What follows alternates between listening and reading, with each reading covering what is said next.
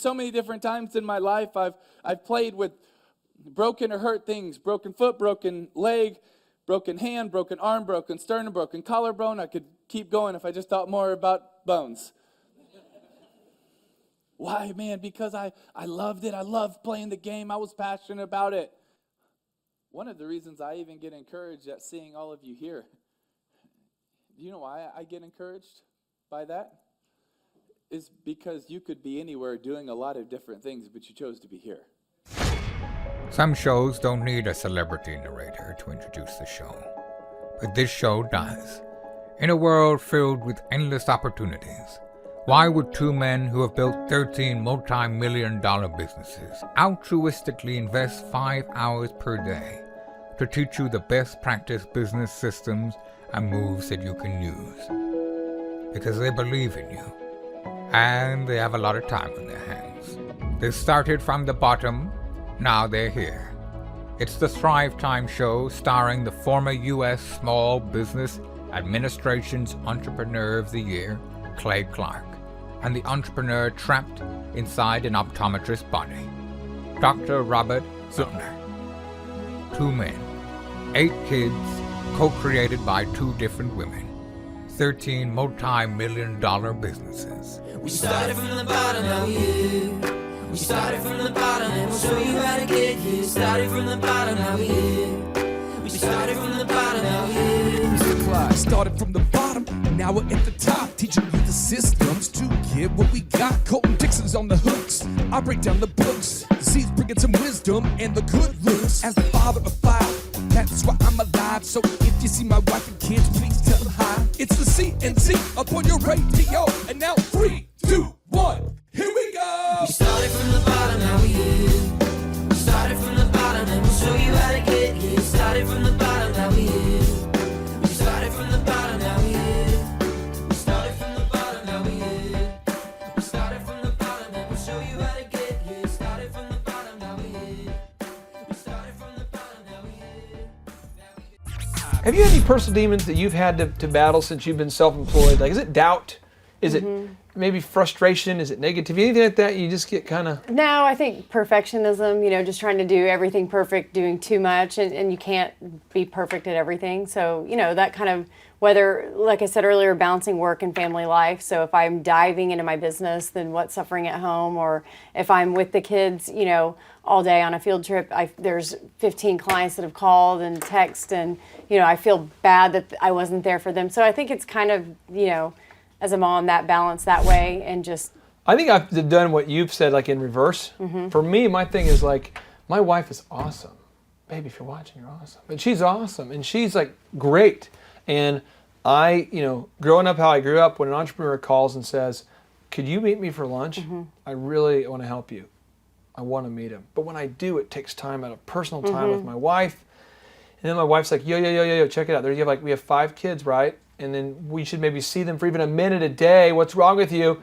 And then, and so for me, it's overcommitting. I overcommit, yeah. And so I know it's what I do. I also deal with, like, I'm passionate. So it's sometimes communicating my passion to somebody who's less passionate. Source of anger, right? That kind of thing. So I would say for me, it's anger overcommitting. I know for me, a lot of times too, it's feeling overwhelmed. Yeah. Since we've had some financial success, I tend to be somehow if someone's having a financial problem, they tend to come to me. Hey, we're coming to the castle. And I'm like, no. And then I'm like, okay, you can stay here, my brother, my friend, my neighbor, my cousin, my, whatever. And so we're always, and it gets overcommitting. Yes. It's that whole thing. We all have a demon, though. Right. We all have something that's going to eat away at us if we're not aware of it. Now, George retired from boxing to become a pastor. Have you ever felt called to do something with your business where you're like, you ever felt like, I need to do this nice thing for this person, and it's not something that I want to do? Have you ever felt that in your business? Yeah, I do that a lot. You do? Yeah. I overcommit for sure. Okay, so you're like, I do everything at school and church and everything? I do You're a lot. that mom, aren't you? I'm that mom. Who wants to volunteer to lead the PTA? And then she's like... Yeah, I think, you can find yourself overcommitting to where I feel like they need me, so I need to commit because who else is going to do it? Funny story about why not to overcommit? Yeah. I one time volunteered when I was 21 or 22 to be on the homeowners association. So we moved into this neighborhood. It's about it's a neighborhood where basically a lot of wealthier people lived. And I'm like the young guy, and they're like, well, how about his parents bought the house for him? One guy even said that. Well, did your daddy buy this house for you? So I'm in this neighborhood, and I volunteer. All of a sudden, like one dude drops out, somebody else. I find myself as vice president of this association. And Wendy, bless your sweet sacred soul, I bet you're not an entrepreneur, so you're not watching this, but Wendy used to call, and Wendy would say, boop, boop, boop, boop, boop, and it's, you answer the phone, such and such homeowners association, and she'd go, yeah, somebody is parking their obnoxious vans. They're like painted with their DJ vans. They got vans painted. They're just right in the neighborhood. It's gross. They're running. I'm pretty sure they're running a business out of it. It's like a kid. I'd like to file a complaint, and I'm like, I'll tell you what, you'll need to put that in writing. It states in the Homeowners Association bylaws that you need to submit that in writing, and I'll make sure that that neighbor is notified. And then I'd hang up the phone and be like, I'm not going to notify myself, Well, this game went on for a long time, and then it started getting crazier. Like somebody has a DJ van, it's like painting graffiti, and it's blocking part of the sidewalk, and I walk by, and it's like he smiled at me, like he's taunting me, and I'm like, you'll need to just fill out the form, and I will make sure I notify the neighbor. And then she's like, are you, where do you live? And I'm like, oh, I live in a vast part. I remember something BS. Like, I live on the far side. Like, oh, I live in the far side. I live way down west. Well, it's not that big of a neighborhood. Where west are you? Well, over there around that's right next to me. No, it's around what address? I don't know. You don't know your own address? Okay, fine. It's me. You've been talking to me, Wendy. And I find myself as the head of this homeowners association, and I'm going to meetings now. Right. Wendy's filing complaints. I'm counter motioning. Yeah. Dumb. Yeah. Now what I do is I move into the neighborhood, and I realize they can't by law force me to do anything, so I just do whatever the heck I want. There we go. So that's what I do now. So, all right, moving on now. Donald Trump. Yeah. So if you're in my neighborhood and you see fireworks going up, I don't care. Okay. So here we go. Donald, the guy with the crazy hair. He says you're fired. There are so many thoughts that would come to mind when you hear the name Donald Trump. But for me, the only thoughts that flood to my mind are of a man who lost it all multiple times, but who is pig-headed enough in his determination and tenacity to never give up. I think of a man who has consistently taken on projects that no one else would because he believes in himself and his ideas so much. Mm-hmm. When I think of Donald, I think of a man with enough self-confidence to actually have lost it all and yet still markets himself as a success story. Mm-hmm. Think about the psychological nudity that must be going on to market yourself as a guru when you have lost it all. You basically had that yo-yo career. I know of a client who lost it all one time, and then they're just down in the dumps. This guy basically lost it all, and he keeps marketing himself that way. Donald would simply not give up. And one thing that happened, this is a true story about Donald Trump, and I want to share with you. He basically had lost it all, and he owed a ton of money to banks to the point where they were going to foreclose on his property. And in the book called Think Big and Kick Ass with Bill Zanker, it explains the story. But he doesn't have the money to service the loan. So he decides, well, I'm just going to go to dinner. To dinner, I'm going to show up at a dinner with the banker that I'm going to go in who's going to put me into foreclosure. I'm just going to show up. So he puts his tuxedo on, takes his limo out, shows up at a dinner to meet with the guy who's going to foreclose on him. And during dinner, the guy who's going to foreclose on him is sitting where you're sitting. The CEO of the entire bank is there, and he says, hey, let's pretend it's Deedra. He says, well, hey, Deedra, I want to bring it up. Is this over a formal dinner? I know you're going to foreclose on me, but I figured as a bank, you guys probably don't know how to run a hotel. And so it'd probably cost you a lot more to foreclose. So why don't we just, as a group, decide right here, sir, if you think it's a good idea if we go ahead and take over running a hotel. Because I don't think you guys could. I think it'll probably cost you a lot more to take me into bankruptcy than it would to just let me not pay. So I'm proposing no payments for 2 years. And a big dinner party. Like, did he just come in here? And he's like, well, I'm not, and I'm just telling you guys, I won't pay anything at all, but at least you're not losing money. Yeah. Think about it. Sales guy. And he saved his career. And he says in his book, that's the only reason he's still in business. That's insane. It's crazy. That's real talk. So Yeah. when you think about these people, they are tenacious. They're bold people. They have that never say die attitude. Trump essentially lost it all, basically, but he continues to recover. How do you see, when you see these business owners? You see a lot of them. Are you noticing that there's a are we weird? Are we dumb? Are we dumb people? Are we numb? What is it that makes us grow back like bamboo? Yeah, I mean, I think there's definitely a mentality with an entrepreneur that you can lose it all and keep going.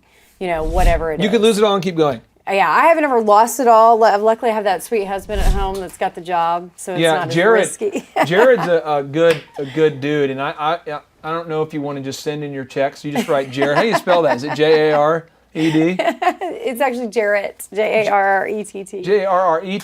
Yeah. Jarrett. Yeah. Jarrett, he's a beautiful man, and if you'll just write a check to Jarrett, and then just He would put love it it, care yeah. of, Deedra, very little Yeah. will actually get to him. But okay, So, absolutely though, putting it all in there, putting it out there, and be able to pick yourself up and go again. do you feel like about some entrepreneurs who are the most successful are stupid? I don't Are we think dumb? I don't think stupid, but definitely that maybe that little screw loose that just says, they're willing to take the risk and go for it all. And those are the people that make millions. I got to tell you a funny story while you're holding that super expensive camera gear. We had like 400 people on our database who had said no to Thrive. It would never work. It's not. Why do entrepreneurs need practical training? Yeah. Why do entrepreneurs need, no, people don't want practical training. Yeah. And then I get a guy who says, yes. When I was the head of a bank, I had no idea how to do accounting, and I wish I had something like this. Yes, the guy says, I'm an optometrist. I wish I would have had that when I was starting out. Yes, you keep hearing yes, yes. Unbelievable. 400 no's. 400 no's. We have That's a spreadsheet. lot. It's That's a lot. sweet. Yeah. So it's awesome. But I got David Robinson as a partner and all this neat stuff. So amazing. now, how many times a day is your attitude or fortitude tested, Deidre? Twice? Is it once? A lot. Really? Yeah, I would say a lot. Like at least once a day? Something Yeah, I happen? mean, it's because I help some clients with sales or PR pitch, and you get the no, and you just keep going. Do you tell anyone about it? Other than right No, now? I mean my husband. Okay. Yeah, like my See, husband. my wife, I'm working through this. I don't really tell my wife when I get rejected. Yeah. So there's a perception that I'm awesome. My thing is I tend to not talk about any rejections because I don't think, for me, it's healthy to relive it. Some people, it's better to discuss it with someone. Right. But we're going to have to find a way to process it. For me, I just act like it didn't happen. Yeah. Moving on to Steve Martin. Steve Martin, the father of the bride, a wild and crazy guy. You can see him up there. He's a phenomenal guy. He did the King Tut skits. He wore the white suits when he did the comedy. To me, the name Steve Martin brings thoughts of a young man who wanted to be a musician, a comedian, a magician, but who lacked the talent to do it. I think of a man who decided to plunge himself into the process. A man who was so persistent that he understood, though he had failed over and over, that he would win long term. This is what the dude actually did. He literally went from crappy bar to crappy bar, performing. In his book called Born Standing Up, he tells the story. And he gets off a stage and he goes, well, that wasn't funny. And he writes it down and he literally starts making like a Post-it card of the jokes that don't work. And then he gets up the next night. All right, folks, there are some jokes here that people the other night said were awesome, so I'm going to try them out on you guys. Just work with me. And people start laughing at the fact that he's going off a list. Like that becomes funny. And he's like, that's funny. And then he's like, okay, it's funny though, like the person who went before me dressed funny. That's funny. Yeah. So he's like, I'm going to get a white suit. So he comes out and he's, all right, everybody. He wears the white suit and he comes out and he's got bunny ears on. And he's like, I'm going to read you some jokes the people the other night thought were pretty funny. So here, the people are like, is he really reading a list? And then when they don't laugh, he's like, okay. And he just does this. And then he realizes, I'm a really crappy musician. So, and no one wants to hear the banjo. So he starts having the banjo delivered slowly from the ceiling. And then it comes down with the white, suit, the ears, the lid. He's like, ding, ding, ding, ding, ding, ding, ding, ding, ding, ding, ding. And he's like, everybody clap now, ding, ding, ding, ding. And he's like, everybody sing along now. And no one knows the songs. He's like, come on, everybody, sing along.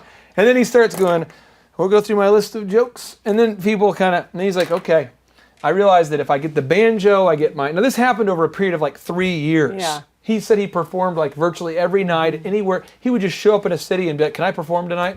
We'll end up getting a deal where he has the crappy music, the crappy magic show, the crappy jokes, the list, the outfit, and he becomes famous. Yep. And if you get a chance to look up Steve Martin and read his book, Born Standing Up, you will discover he is right when he says, thankfully, persistence is a great substitute for talent. Yeah. So let's think about Steve Martin for a second. Steve Martin compensated for a lack of talent with persistence. Are there any areas where you've compensated for a lack of talent, connections, or money with persistence? Yeah, definitely. So I was not the entrepreneur that wanted to put the house up and risk all that. That was too much. Too much. So we really started with no money. I mean, we as little as we could possibly do. And one area was get media partners. We knew the media. We came from media. We had no advertising budget, even though we're selling advertising. I'm telling people buy my advertising, yet I'm spending zero on advertising because we didn't have it. So we partnered with a radio, television, and print partner in our local town, and just basically gave them content. We knew we had good mom content. We had the audience they wanted, and gave them content every week, and that was our advertising. I'm going to throw out something for you real quick here. I know some women in the media business who are absolutely gorgeous on-air personalities, but they do not spend any time practicing. They're just like, I was born with this beautiful face, and then that's what I do, I get paid. And then you meet somebody who isn't quite as naturally gorgeous or handsome, but the guy just works at his craft where he's awesome. Yeah. I know as a DJ, I was terrible, but I could just work at it, and eventually I grinded it to where I was awesome. But it didn't start that way. Right. I want to just encourage everybody here that if you've got the face, if you've got the money, or you don't have the money, you don't have the face, if you have the talent, if you don't, we can usually just grind our way to success. Get creative, grind your way. You can do it. So can you think of in your time in your career where you were able to turn like Steve Martin, turned his rejections into refinements to his jokes? Oh, yeah. Have you any time you can think of where you've turned a rejection into a positive? I would say every sales call I did for the first, 6 months. Really? Because it was just hitting it out there. We didn't have a huge audience yet, but yet I'm trying to go out there and sell this website. So, yeah, each time it got a little bit better, to where you kind of coin your little craft and get your sales pitch out there and what they want to hear. So what worked here? Okay, I'll try that again. Okay, they want a personal story with me because I'm a mom. I'm the customer they want, so make it personal. So you craft it as you go. I have found that just recovery sales is the best. When someone says no, you go, well, okay, what kind of sales, what kind of service would you be looking for? I know we can't provide service for you today, but what kind of service would you want in the future? And you can come back. We can always learn from it. Moving on to Conrad Hilton, okay? We have 2 more stories. We've gone through some hell and back, but we know their success. This is Conrad Hilton, my main man here, okay? Founder of the Hilton chain. When you hear Conrad Hilton, do you think of Paris Hilton? Do you think, wow, they're rich? Have you ever said, it must be nice to own a bunch of hotels? Well, when you know the story of this man who grew up poor and whose parents turned their home into a hotel, it wasn't a big home either, to make extra money, it might change your thoughts a little. When you learn that this man started a bank that failed, I'm circling it here, a bank that failed. Can you imagine starting a bank? That means everyone put their money in and they never got it out. A bank that failed and was ambitiously pursuing a future in the oil and gas industry before he found a hotel that was for sale. And it was underperforming. Here's the story. He starts a bank, the bank fails. So now he's like, well, I'll do it natural. I'll move to a new town and I'll pursue an oil and gas career. He's there he's trying to find a room to stay in the hotel. He's waiting, big line, and the hotel owner's like, gosh, just swamped. I can't, I would love to get, he's like, what are you in town for, son? And Conrad says, well, I'm in town to get in the oil business. And he's like, well, I would get in the oil business myself. The owner says, I would get in the oil business myself if I wasn't stuck behind this desk managing this stupid hotel. And Conrad says, well, I'll buy it. He just lost it all, like a month before. Yeah. And the guy's like, you'll buy it? And he's like, yeah. He's like, well, how are you going to pay for it? He's like, well, I really don't want to put a lot of capital because I have other investments, which is code for I lost everything. Yeah. And so what I'll do is I'll run the hotel and I'll just make a percentage of the revenue. And then, so if you're not benefiting, I won't make anything. And I'll pay you off over time, and then you can go pursue the oil business. And the guy's like, all right. So he leaves, And Conrad takes over a hotel with no money down in his 20s. Well, then he starts buying up hotels. Things are going good. The depression hits. He almost loses it all. He's selling percentages of his hotel. 40%, 41%, 42%. He starts to get where he only owns like 51% in most of the hotels. He needs 20 G's to make a payment. Has no money. So he calls his mom. Mom, I need 20 G's. I've presented to everyone I know, all the investors I know, and no one will lend me money. And she goes, well, I'll make some calls, see if I can find some investors. She calls back, Connie. She called him, Connie, you have an investment group out here that wants to meet with you. You have to fly home. They might want to do it. So these men who he's never met listen to him. And at the end of the presentation, a man stands up and says, Connie, we love your idea. We want to invest $20,000. We'll do it. He flies home. He discovers that his mom took her entire life savings and gave it to him, and that was it. And that's what kept him in business, and that's how he made it. After basically living in a state of depression during the Depression. But he couldn't tell anyone that the Hilton Hotel was struggling, because if he did, it would take the luster off the brand. And I'm telling you, if you read his book, it's much better than I've described, but he's going through tough times. It's not easy. I hope you're seeing a theme here, guys. If you're watching this, these people go through tough times. So, Deedra, I want to ask you, I know entrepreneurs, that most successful entrepreneurs have raised money from their family and friends. If I don't have capital and I'm a business owner, what are some ways that maybe you've raised capital during your career or that you would suggest that I would raise capital? So what we did with 918 Moms when we were growing really big and we couldn't manage the volume that we had. I mean, we know we needed to make more money. We needed more, people, staff, all of that. Didn't want to put the house up. We actually started looking out there. Okay, do we get investors and really grow this thing? Do we sell? Is that our goal? So we did end up selling to a media company and ended up working for them. But you always have that balance of, it wasn't ours anymore, yet we still worked there. So we weren't really the decision makers anymore. That's a tough place to be. You have investors, then you have them coming in, giving their input, and you're answering to someone else. So that's also tough as well. But, there's an organization here locally that connects investors with companies. And you can go through, and it's actually a nonprofit here called I2E. I don't know if there's some across the country, but I would think getting with the chamber and researching things like that. But they actually, are that service that connects people with investors. I'm going to just throw out a whole bunch of them here, and then you guys at home can hopefully marinate here. One is the chamber. You call the chamber, they can connect you to a lot of SBA loans, small business loans. Another area, a lot of entrepreneurs, I know it sounds scary. This is how I did it. I never paid interest on a credit card, but I took my credit card and I would get those 18-month no interest cards, and I would max it out to buy equipment for the weddings that I had booked for the summer. And then once I would do the weddings, I would pay off the card and buy more. I did that for I bought about $700,000 of equipment over a 5-year period on credit cards.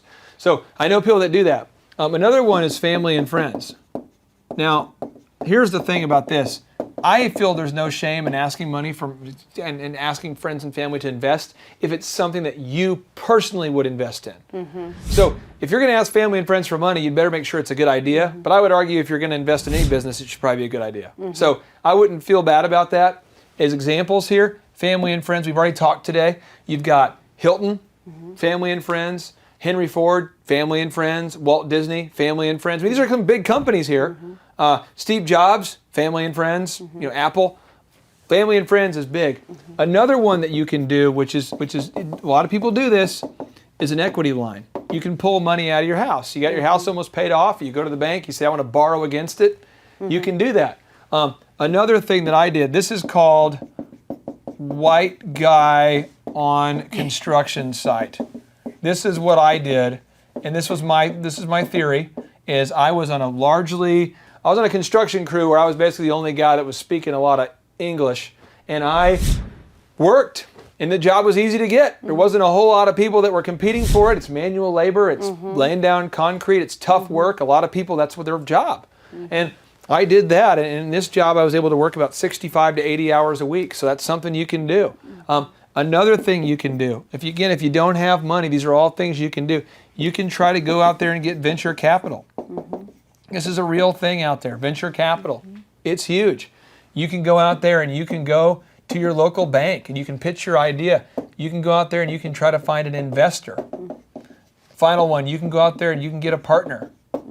These are all things that you can do. But the thing is, I know a lot of entrepreneurs out there who we're only doing one of these things and we think we've did our best. When I was getting venture capital for Thrive, I remember thinking, I was going, Thomas Edison had 10,000 failed experiments for the light bulb. Surely I can have 400 rejections. The time I was like, surely I can have 50. Then it was like 100. Then it was 150. And Liz, my assistant, was like, how many of these are we going to send out? I'm like, a lot more. And then we just kept. And then it was like, hey, when are we going to know, when are we going to stop sending them? Never. And then I get in my car and I'm like, wow, we're sending out a lot of these. And then, so I'm just telling you though, but 10,000 experiments is how many, failed experiments is how many experiments Thomas Edison went through before he invented the light bulb that ultimately worked. 10,000. Look that up. It's craziness. It's a lot. So final example, and this one is near and dear to me because this dude was in the same dorm as me in college. Ryan Tedder, the guy that founded One Republic. He writes songs for Beyonce, Adele, Natasha Bedingfield, all these megawatt celebrities. He's done so many songs, it's crazy. But here's the deal. Ryan went to Oral Roberts University, which you might not know, but Oral Roberts University is not necessarily like the birthplace of entertainers. You don't, Kathy Lee Gifford went to Oral Roberts University, but there's not really a ton of megawatt celebrities coming out of there. He studied PR and advertising. He took the same classes that many other people took. Sure, he took time out to play intramurals with us and to go to hall meetings, and sure, he did the courtesy performance at our wedding, but his commitment to his music career went far beyond that. This crazy guy was willing to spend every dime he had on musical equipment. I could never forget that. I mean, he was spending every dime he made on musical equipment. He would stay up all night writing songs. He was willing to sing an hour every day in the dorms. Can you imagine being a man in an all-male dorm singing by yourself, practicing vocals? That's insane. He held himself accountable to singing and playing instruments hours upon hours. He participated in countless music contests, and he actually created his own big break by performing in a talent contest with Lance Bass. If you go on YouTube, you can look up Ryan Tedder and type in The Look, and you can see him singing there as a young guy on MTV. He did all these things, and he put all the time needed to prepare to win this contest. And he did win the contest, but not because he was lucky, because he played over. By the time he played the song, we were like, we know the song. This guy was willing to commit himself to taking crappy jobs after graduation at retailers and restaurants so that he would have the time needed to hone his skills. This guy interned for free for Timbaland. Could you imagine interning for free for a multimillionaire? You might be saying, oh, that must be nice. And I'm not sure that, I'm sure you're not saying something this week Sauce is saying, well, I would be working for Timbaland for free too. Well, most people wouldn't.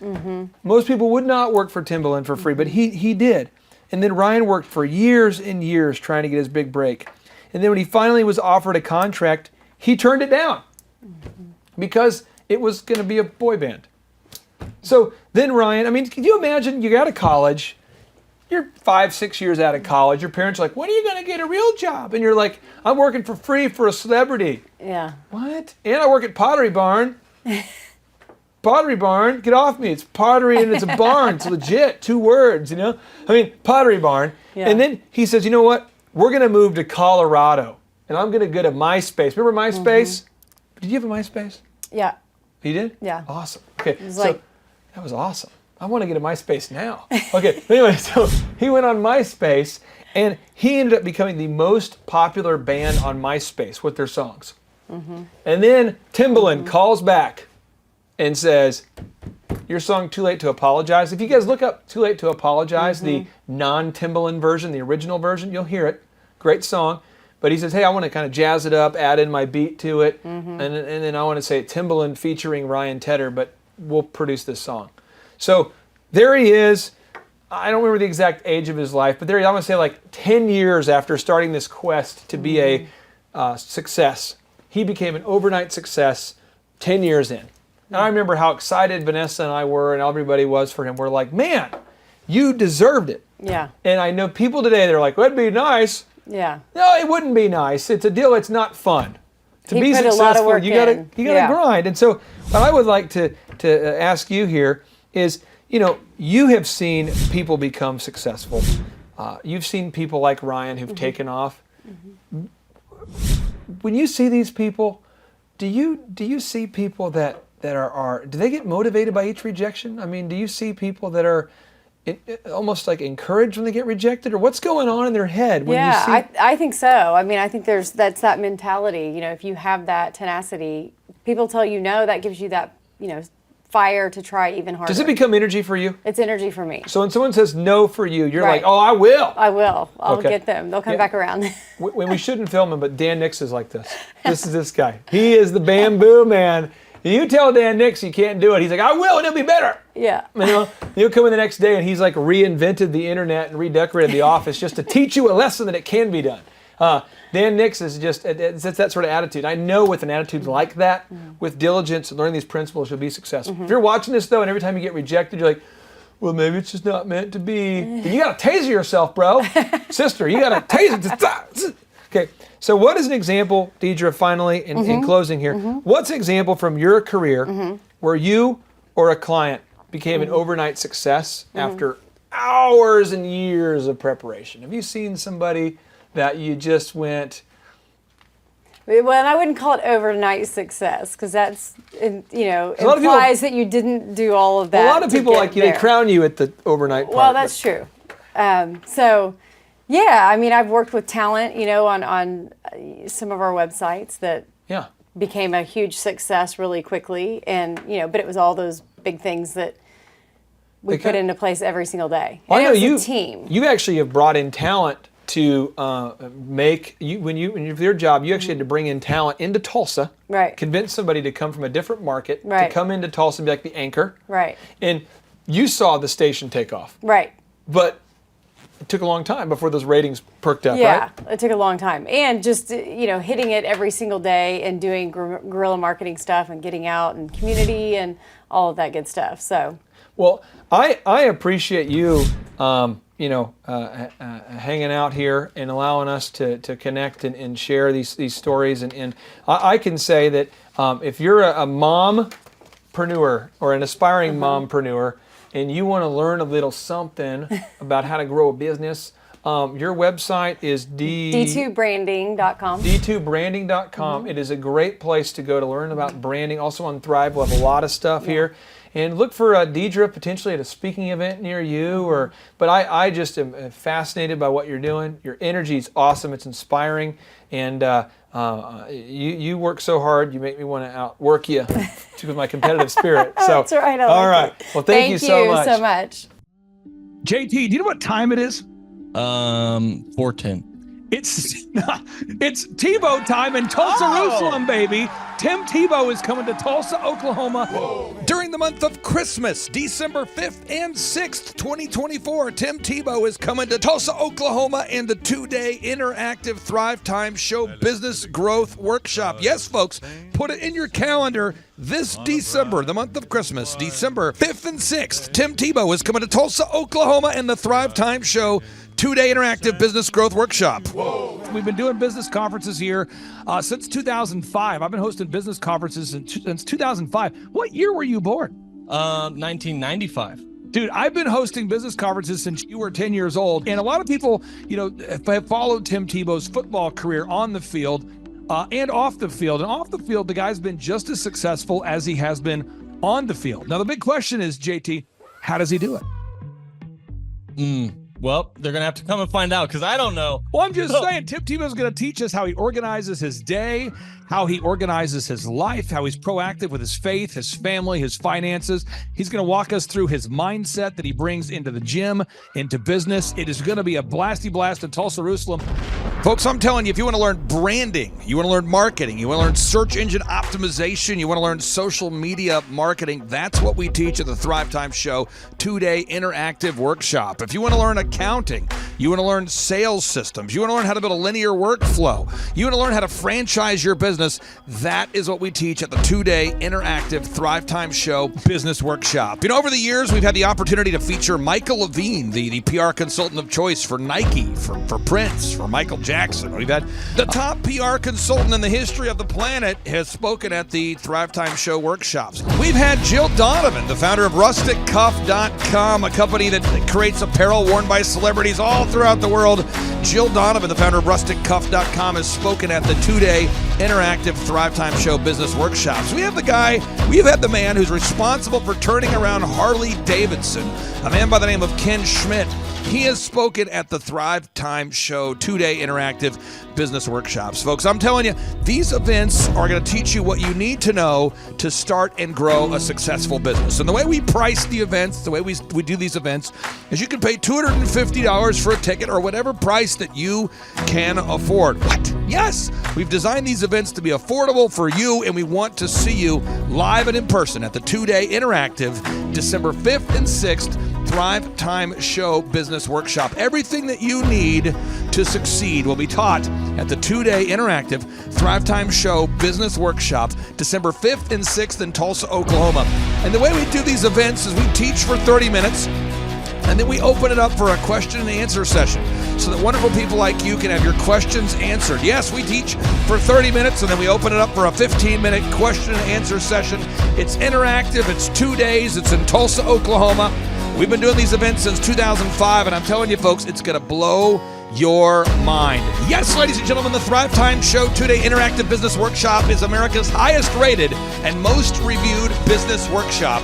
See the thousands of video testimonials from real people just like you who've been able to build multi-million-dollar companies. Watch those testimonials today at thrivetimeshow.com. Simply by clicking on the testimonials button right there at thrivetimeshow.com, you're going to see thousands of people just like you who've been able to go from just surviving to thriving. Whoa. Each and every day, we're going to add more and more speakers to this all-star lineup, but I encourage everybody out there today, get those tickets today. Go to thrivetimeshow.com. Again, that's thrivetimeshow.com.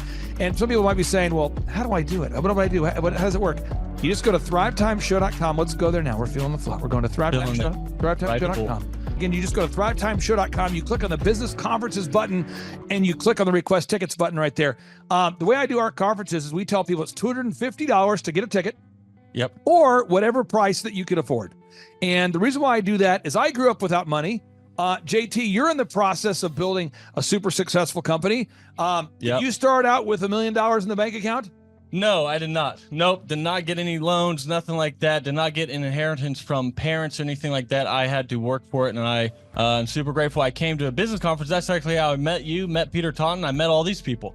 So if you're out there today and you want to come to our workshop, again, you just got to go to thrivetimeshow.com. You might say, well, who's speaking? We already covered that. You might say, where's it going to be? It's going to be in Tulsa, Jerusalem, Oklahoma. And someone says, Tulsa, Jerusalem. I'm really trying to rebrand Tulsa as Tulsa, Jerusalem, sort of like the Jerusalem of America. But if you type in Thrive Time Show and Jinx, you can get a sneak peek or a look at our office facility. This is what it looks like. This is where you're headed. It's going to be a blasty blast. You can look inside, see the facility. We're going to have hundreds of entrepreneurs here. It is going to be packed. Now, for this particular event, folks, the seating is always limited because my facility isn't a limitless convention center. You're coming to my actual home office, and so it's going to be packed. Who? You're going to come. Who? You? I'm talking to you. You can just get your tickets right now at thrivetimeshow.com. And again, you can name your price. We tell people it's $250 or whatever price you can afford. And we do have some select VIP tickets, which gives you an access to meet some of the speakers and those sorts of things. And those tickets are $500. It's a 2-day interactive business workshop, over 20 hours of business training. We're going to give you a copy of my newest book, The Millionaire's Guide to Becoming Sustainably Rich. You're going to leave with a workbook. You're going to leave with everything you need to know to start and grow a super successful company. It's practical, it's actionable, and it's Tebow time right here in Tulsa, Jerusalem. Get those tickets today at thrivetimeshow.com. Again, that's thrivetimeshow.com. Hello, I'm Michael Levine, and I'm talking to you right now from the center of Hollywood, California, where I have represented over the last 35 years 58 Academy Award winners, 34 Grammy Award winners, 43 New York Times bestsellers. I've represented a lot of major stars, and I've worked with a lot of major companies. And I think I've learned a few things about what makes them work and what makes them not work. Now, why would a man living in Hollywood, California, in the beautiful sunny weather of LA, come to Tulsa?